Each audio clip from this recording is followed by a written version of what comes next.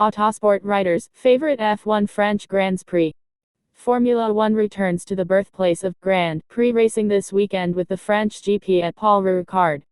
As one of the oldest events in all of motorsport, the French GP has delivered many spectacular and enthralling moments over the years. Autosport's riders pick out their favorites. The Paul Ricard circuit in its current guise as a test venue may not be a crowd favorite among Formula One fans, but that won't stop the fans flocking to the venue this weekend for the French Grand Prix. The home support have two drivers to cheers on in the form of Pierre and Esteban Ocon, though it has been 32 years since a French driver won their home race. Regardless, the French GP has thrown up many enthralling moments over the years to delight the packed grandstands. Autosport's riders pick out their favorite moments from years gone by. It may seem a bit strange picking a favorite that took place before you were born, but an event described as the race of the century deserves a closer look.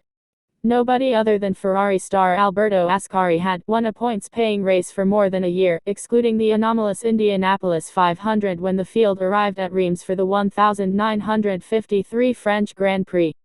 Ascari duly took pole in his Ferrari 500, the benchmark machine of the 2-liter unsupercharged Formula 2 era of the World Championship.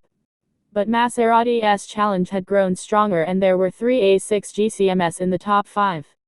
Jose Froilan Gonzalez shot into the lead immediately. The Argentinian had started on half-tanks in his Maserati and pulled away, as the Ferraris of Ascari, Mike Hawthorne and Luigi Villoresi swapped positions around the high-speed track. Juan Manuel Fangio ran 6th in the early stages, but rose through the field and overtook Ascari for second just before Gonzalez made his fuel stop and fell to 6th. Hawthorne also went by Ascari, starting a fantastic duel with Fangio as they constantly swapped places.